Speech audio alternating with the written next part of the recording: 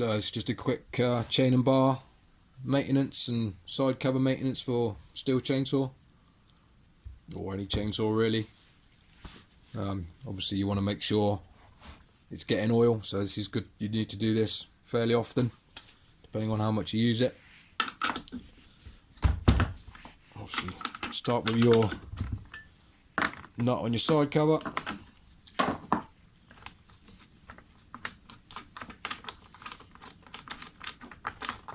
This one's got a captive nut, which is good. What you want to do, get all this scraped out, cleaned out as best you can. So get a little screwdriver or something, or get a rag and wipe it out, and then use an airline if you've got an airline. Comes in really handy working on bits of equipment. So get that all cleaned out. So what I then do is I back off the chain tensioner, which is that one there. You can do it beforehand if you want. And this is just anti-clockwise. So I just back it off and then remove me bar and chain.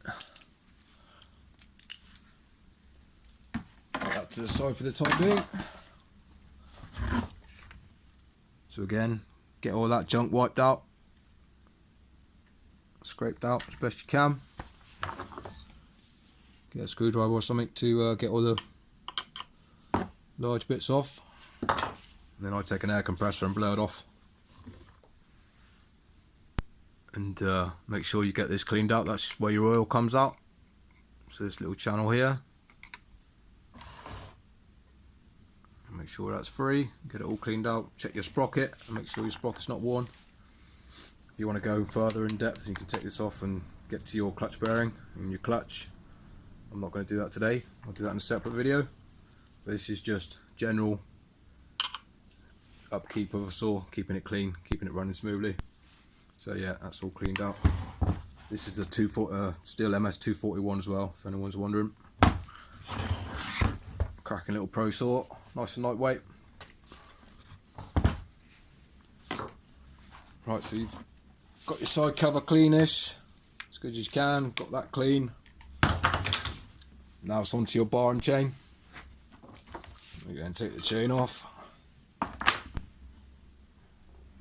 Get a rag and just wipe it down. Get all the crap off it. And what you want to do is get the rails cleaned out. So get a thin tool and start. I normally start at the sprocket end and work my way down. Scraping it all out. This one's pretty good. I'll get both sides done, and you'll have a little oiling port which you need to make sure is free.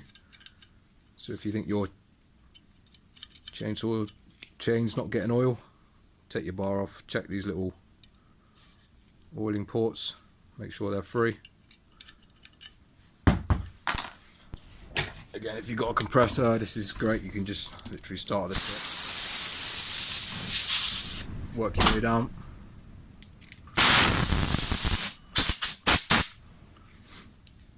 Check your nose sprockets free. Check for any damage to the bar as well. I normally check my rails with a tiny square.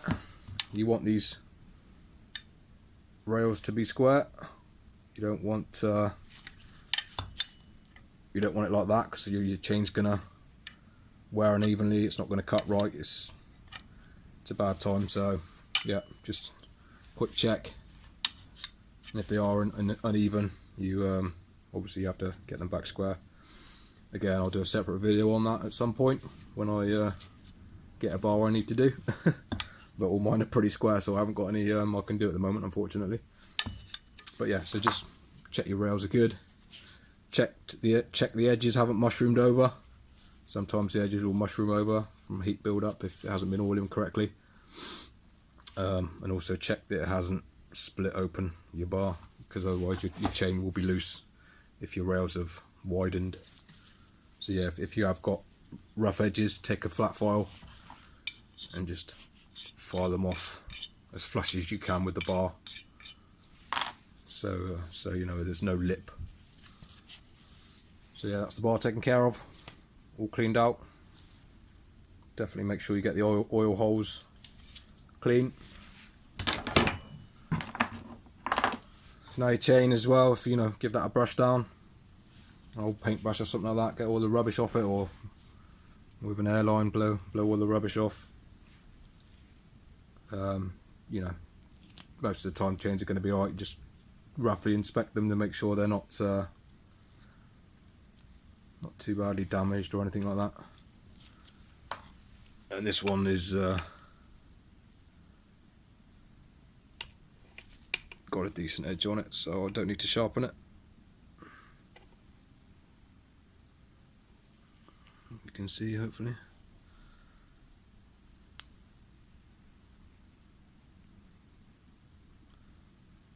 So yeah. Also, when you do this type of maintenance as well, it's a good idea to flip your bar so you get even wear. So my bar was that way around to start with. I'm going to turn it upside down, flip it over.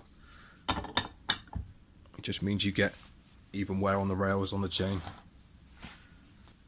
And this is how I put mine back together. I put my bar on first, sit it upright, get it on the sprocket.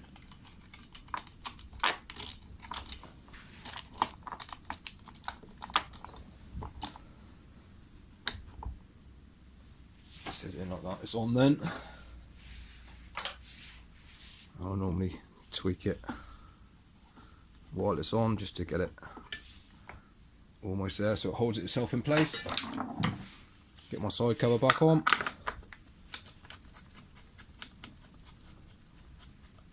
Just hand tighten the nut, not too tight. Check your chains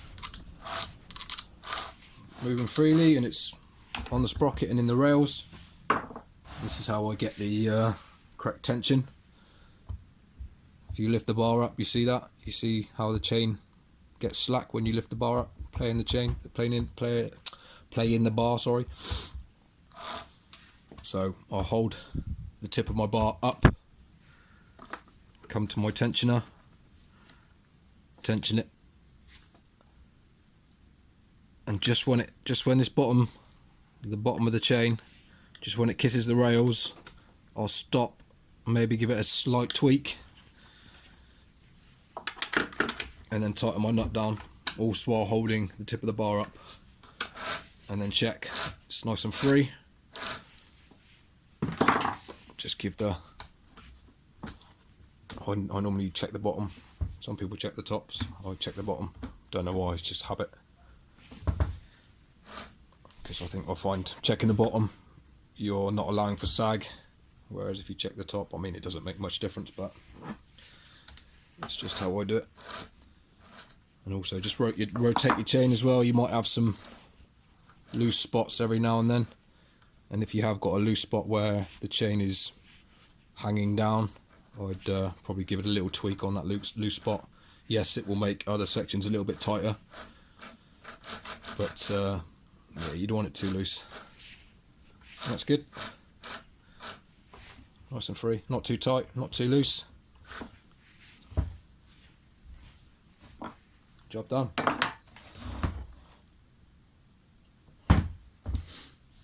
Any questions, let me know. Thanks for watching.